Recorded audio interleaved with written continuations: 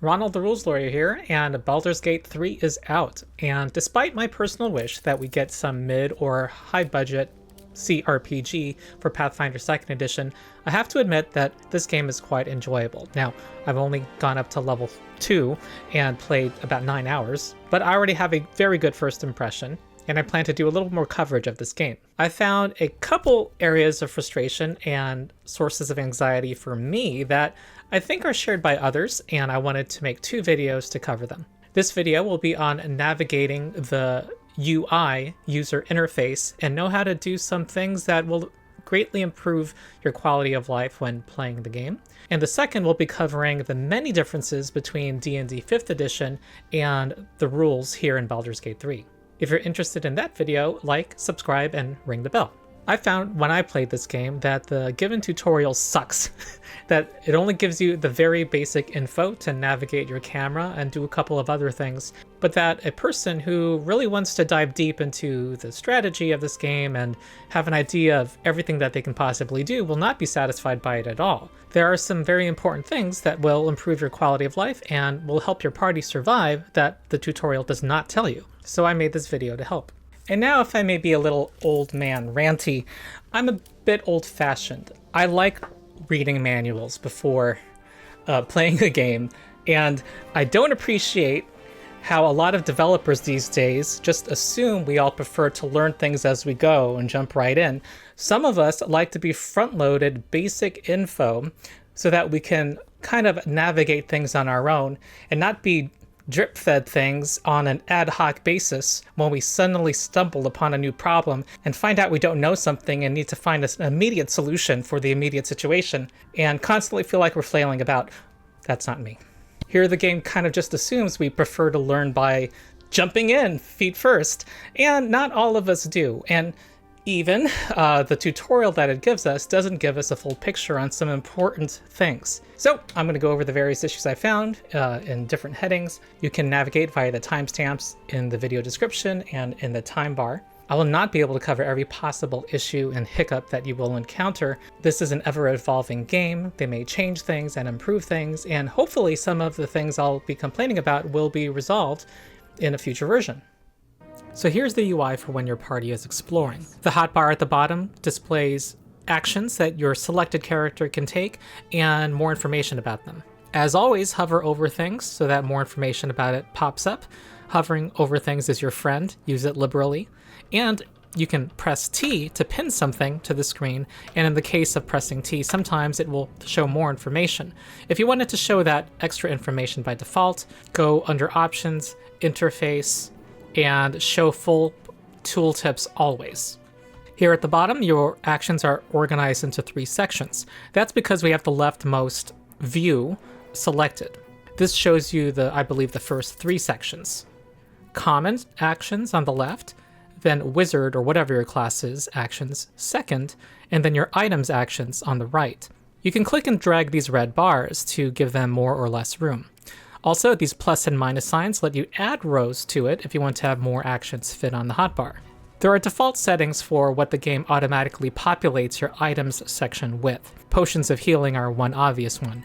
And if you want to change that, go under Options and go under Interface and go to the bottom for hotbar options. Also, these little buttons above your actions let you isolate certain things. For example, the first one, this green dot, is everything that uses your action, your main action. The red triangle is everything that uses your bonus action. Then over here on the right, if you're a spellcaster, are your different spell levels. You can view one spell level at a time, including your cantrips. If you ever want to go back to the main view, click the X at the bottom or press Escape. You can customize what's in your hotbar, but in order to prevent you from accidentally making changes to it, like removing something, it is locked by default. You want to click this lock to unlock it, make changes to it, and then lock it when you're done. For the characters on the left-hand side, you can see all of the members of your party are listed. Click that character if you want to select it. You can also press F1 through F4 to select the characters.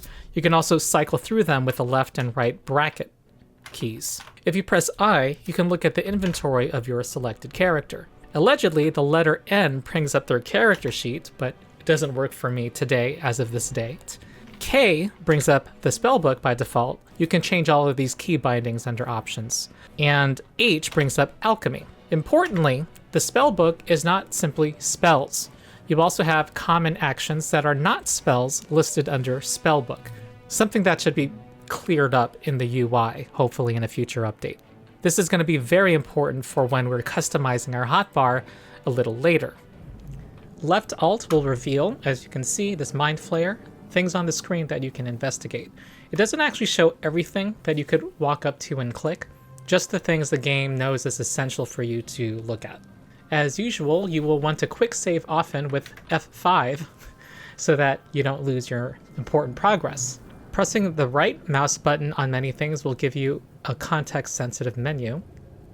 And M is for map and shows you this handy screen that has other tabs at the top, including your quest journal, which can be accessed with the J key, sources of inspiration, and past dialogue.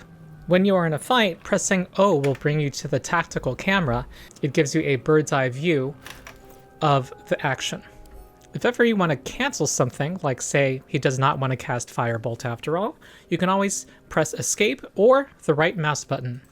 When you're playing multiplayer and want to ping something on the map so that all your players can see where you're pointing, hold down Alt and press the right mouse button.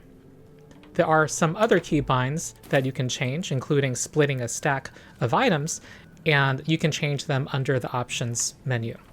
Now onto the stuff that I really wished I had known before my first 9 hours of play.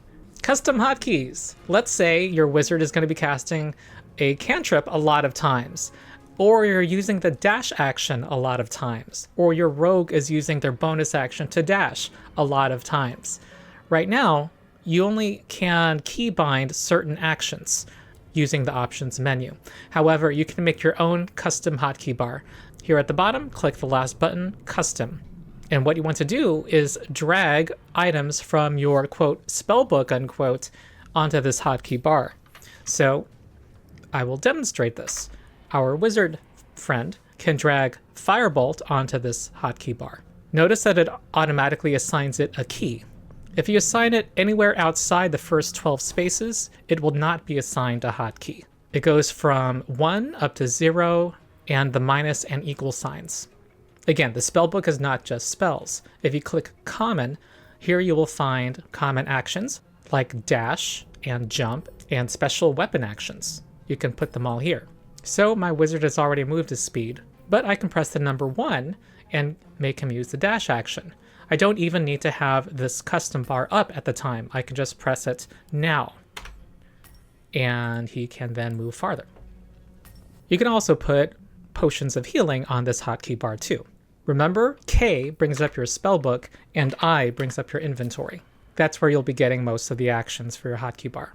If you know D&D 5e, you might be asking yourself, weapon actions, what are those? And yes, you have to go to the spellbook to find special weapon actions. I think this UI could be more intuitive. But if you're proficient with the weapon you're wielding, you can do these special actions. So when you're playing for the first time, make sure not to miss out on your special weapon actions. Just hover over it and discover. Some other important things that you can do that are not obvious. Right here, you can see that our two characters are grouped together in the initiative. Even though it is currently the wizard's turn, when they're grouped together, you can decide who goes first. I made the fighter go first. You can change that every round. We're now going to start to get into territory that departs from what you can do in D&D 5th edition. I will go over all these changes again and more extensively in the next video. Characters can have 2 weapon sets equipped simultaneously.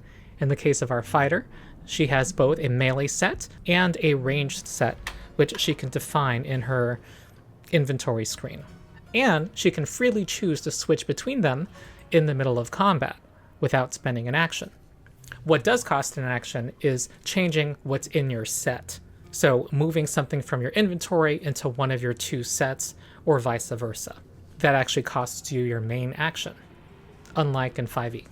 You can also press the F to switch back and forth between the weapon sets. Also, if a roll happens in combat and you want to see what the roll was, you can open the combat log here in the bottom right. By hovering over something, you get more information. If you want to know the attack roll and what the target armor class was, just hover over somewhere in the sentence that resolved that action. Here I have to hover over the damage, which is in an obviously different color. However, if you miss, currently, as of the date of this video, you have to hover over the word miss, even though that's not in a different color and it's not obvious. And now we get some brand new actions. The throw action is an amazing action. The main way you'll find yourself using it probably is to heal allies. Right now, our wizard is down 1 hit point. She can throw her healing potion at him, and it actually heals not only the target, but creatures in a small area. So there we go. That uses your action, of course. And really, they really should have made this an option when you right-click your potion, so that you don't have to watch YouTube videos to find this out.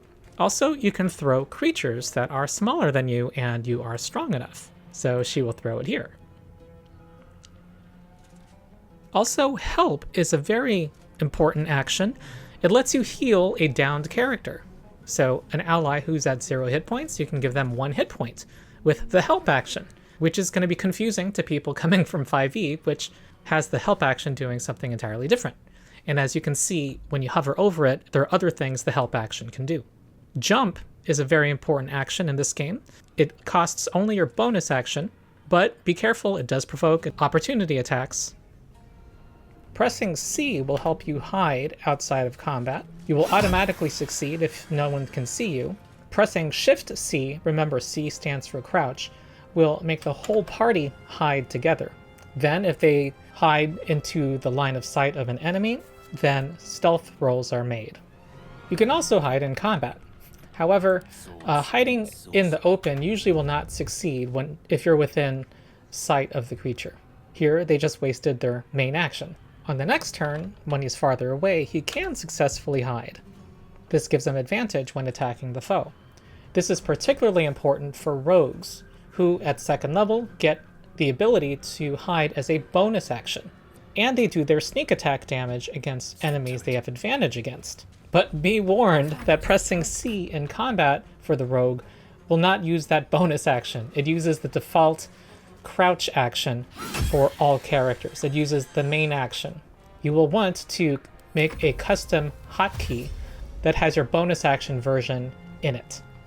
While exploring here at the bottom right, you can always rest. A short rest lets you restore abilities that come back on a short rest and get half of your hit points. You get to do this 2 times per long rest. Long rest is what we usually think about as camping overnight and uses some of your limited camp supplies. If you find yourself going up against a difficult fixed encounter in the game, see if you can long rest to get your daily resources back. Now some more quality of life changes. Old man me does not like it when the camera rotates, that the minimap rotates also. I quickly get disoriented and lose sense of what north is. For me, having the map itself spin about wildly in the corner defeats the purpose of a map. I vividly remember losing track of where the sphincter was. So, in options, you'll want to go under interface and check north-facing map so that it no longer does that. And we can see that it is now fixed. North is always facing up. And the way I play, I like to use WASD to pan the camera around and use Q and E to rotate with the minimap fixed north. You could, of course, go to the tactical camera view at all times, but I don't like that as much. Another thing I wish I had known was this little UI on the left. It's easy to make this mistake. Right now, if the wizard were to walk into this sphincter, Shadowheart will be left behind because they are actually split up into 2 different groups, as shown by that little gap between the fighter and the cleric. This is how it normally is, and you can rearrange their order on the side panel, like so.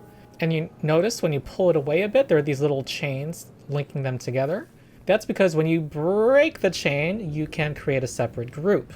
I had an experience of going to a completely different adventure area without my main character. And I realized about 15 minutes into this big set piece fight that my main character wasn't there. During the battle, I had to switch over to my main character and then run them over in order to join the battle. I would have appreciated Baldur's Gate telling me to gather my party before venturing forth. But given that it doesn't do that, I will give you this warning now. Also, you can just press the G key to ungroup them and group them at will. When they're ungrouped, they walk around as individuals. When they're grouped, they walk around as a party. In my second video, I'm going to go in detail over the dozens of important changes between 5e and Baldur's Gate 3. But I will say this now, given that it's a UI video, that there are actually three actions from 5e that do not exist in this game. Namely, readying an action, the dodge action, and the grapple action. There's a lot of tidbits that affect gameplay like that are not tiny, that you should all know about. Lastly, you'll see that you can enter turn-based mode at any time by clicking this large button, which puts everyone in initiative. This is especially important when dealing with environmental hazards, which have their own turn and act every round. You can also turn this on and off with Shift Space. So be ready to press Shift Space any moment now. For example, this sphincter might explode and our characters might have to precisely say what they're doing turn by turn. A couple of last things. The game defaults to metric units, which I think Americans and British people should adapt to. However, for some people, it is a mental block to enjoy the game. So under Options, you'll want to go under Gameplay, scroll down to System of Measurement. You can change it to Imperial units if you'd like. Lastly, there's this option called Karmic Dice. By default, this is turned on. And this is not typical dice behavior. Basically, it prevents a string of bad luck for both the parties and the monsters. So if you have a string of 5 missed attacks and failed saving throws, the dice will favor your party on its next die roll. However, this also works for the enemies. Your mileage may vary, but my take of it is because on average, party members win over evil. This does make the game slightly easier because it prevents wild deviations from the average. So that's it. I hope this video was helpful to you. I wanted to create a video that I had wished I had seen before venturing into the game. And actually this was helpful to me in order to study the UI and see what might be helpful to other players through finding what I wanted to know for myself. One of my upcoming videos will be cataloging the important changes and departures from D&D 5th edition that Baldur's Gate 3 makes. So if you're interested in that, like and subscribe and ring that bell to get the notification. Now, also, you may not want to subscribe because my focus is mostly on Pathfinder 2e and coverage of tabletop RPG news and following Wizards of the Coast, the good, the bad, and the ugly. But that may very well interest you. Also, if you're one of the many players who are excited by tabletop role-playing games by virtue of Baldur's Gate 3, welcome to the hobby. And I would say check out not just one kid on the block, check out also Pathfinder 2e. Let me know if you liked the video, if you have any requests for further coverage of Baldur's Gate. I'm not sure how much more coverage I'll give. Lastly, make sure to support my Patreon. I make a living doing YouTube. I do social justice legal work. You also get 7-day early access to many of my videos and get exclusive access to many videos also. So that's it. I have been Ronald the Rules Lawyer, and I'll see you next time.